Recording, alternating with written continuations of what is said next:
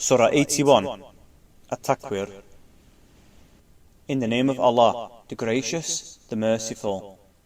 When the sun is rolled up, when the stars are dimmed, when the mountains are set in motion, when the relationships are suspended, when the beasts are gathered, when the oceans are set aflame, when the souls are paired, when the girl buried alive is asked, for what crime was she killed, when the records are made public, when the sky is peeled away, when the fire is set ablaze, when paradise is brought near, each soul will know what it has readied. I swear by the galaxies, precisely running their courses, and by the night as it recedes, and by the morn as it breathes. This is the speech of a noble messenger, endowed with power, eminent with the Lord of the throne, obeyed and honest. Your friend is not possessed. He saw him on the luminous horizon, and he does not withhold knowledge of the unseen.